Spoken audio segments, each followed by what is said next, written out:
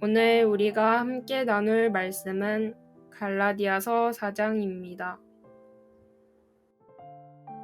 갈라디아서 4장은 종에서 하나님의 자녀가 되어 유업을 받을 자가 된 것과 갈라디아 교회의 어리석음에 대한 책망, 그리고 비유를 통한 율법과 복음의 차이를 설명하는 말씀입니다. 이제 각각의 내용을 살펴보겠습니다.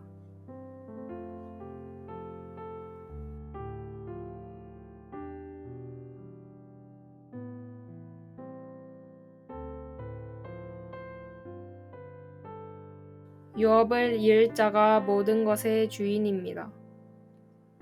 하지만 아직 어리기 때문에 때가 될 때까지는 후견인과 청지기가 그를 돌봅니다. 바울은 이런 예를 통하여 우리가 어렸을 때에는 이 세상의 초등 학문 아래에서 종노릇 하였다고 합니다.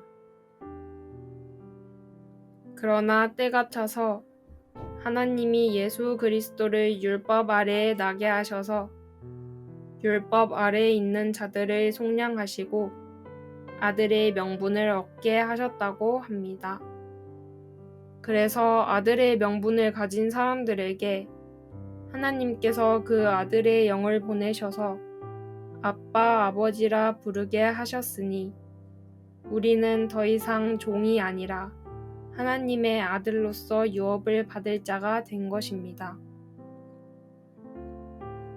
그런데 갈라디아 교회는 다시 종노릇하기 시작합니다.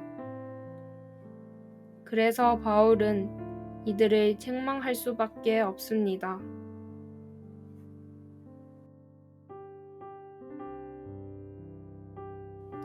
8절부터 20절입니다.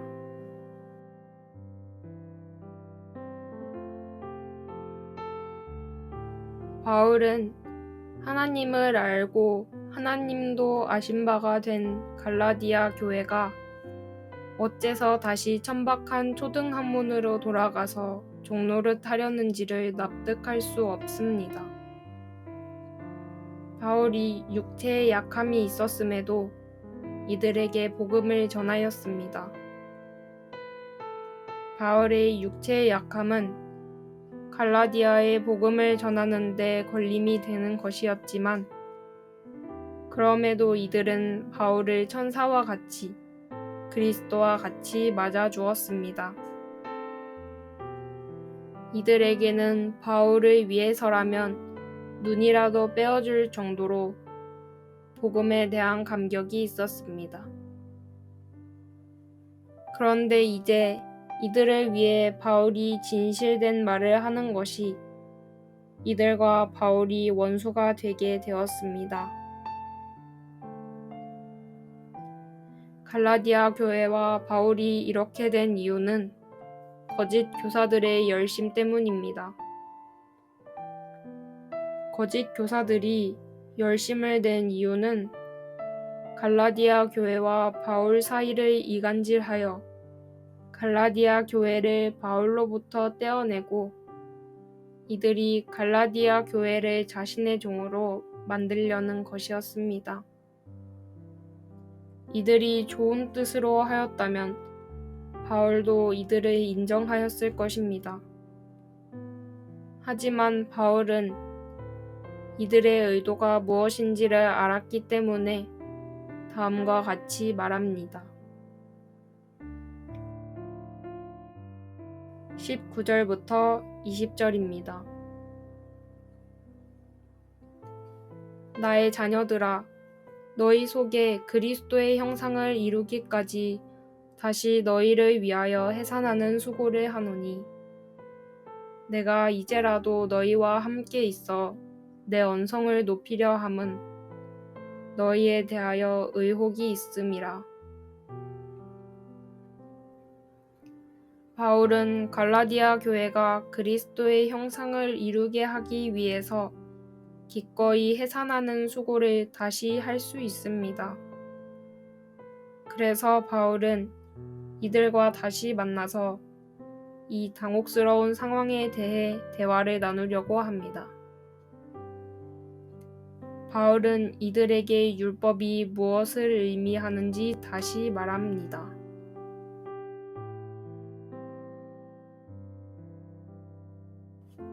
21절부터 31절입니다.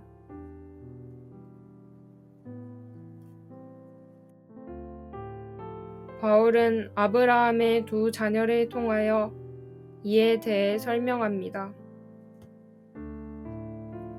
아브라함에게는 하갈이라는 여종을 통해 태어난 이스마엘이 있었습니다. 그리고 사라라는 아브라함의 아내, 즉 자유 있는 여자를 통해 태어난 이삭이 있었습니다. 이스마엘은 육체를 따라 낳고 이삭은 약속을 따라 낳습니다. 이것은 여자들을 두 언약으로 비유한 것입니다. 갈라디아 교회는 이삭과 같이 약속의 자녀입니다.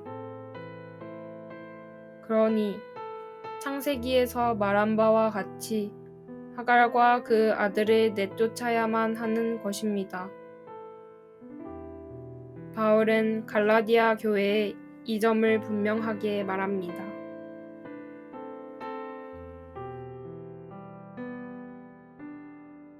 오늘 우리는 갈라디아서 4장의 말씀을 통해서 우리가 하나님을 아빠, 아버지라 부를 수 있는 이유에 대해서 보았습니다. 아빠, 아버지라는 말은 예수님께서 겟세마네 동산에서 기도하실 때 사용하신 단어입니다. 이 말을 우리가 사용할 수 있다는 것이 우리에게는 너무나 큰 은혜입니다. 예수 그리스도를 믿음으로 하나님께서 우리 마음에 그 아들의 영을 부어주셔서 된 일입니다. 즉, 하나님께서 우리로 하여금 당신을 아빠, 아버지라 부르게 하셨다는 것입니다.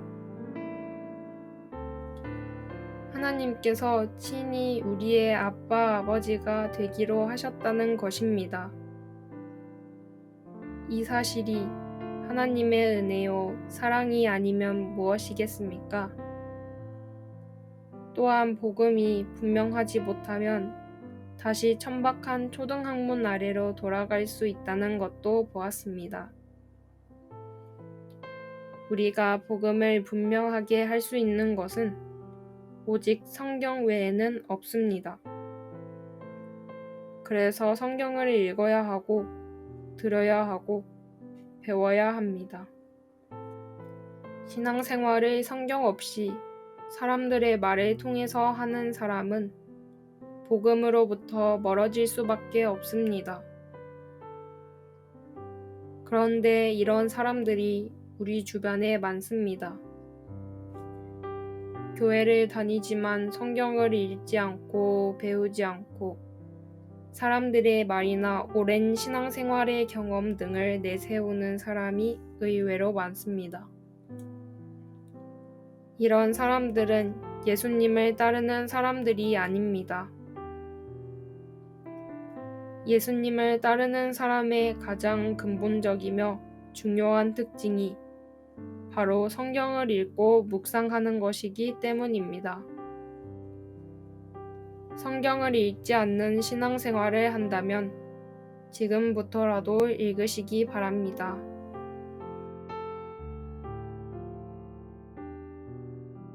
오늘 말씀 묵상을 위한 도움입니다. 첫 번째, 우리가 기도할 때 자주 사용하는 단어가 하나님 아버지입니다. 우리가 하나님을 아버지라고 부를 수 있는 이유를 오늘 본문을 통해서 보았습니다. 너무나 당연하게 하나님을 아버지라고 불렀던 것에 대해 돌아보고 내가 하나님을 아버지라고 부르는 은혜에 대해 묵상해 보시기 바랍니다. 두 번째, 성경 읽기에 힘쓰고 있습니까? 성경 배우기에 힘쓰고 있습니까? 말씀을 묵상하는 것에 힘쓰고 있습니까? 이런 삶이 나에게 가장 최우선입니까? 반드시 이렇게 해야 하는 이유가 무엇일까요? 그리고 이렇게 하는 것이 나에게 주는 유익이 무엇일까요? 갈라디아서 4장의 말씀은 여기서 마치겠습니다.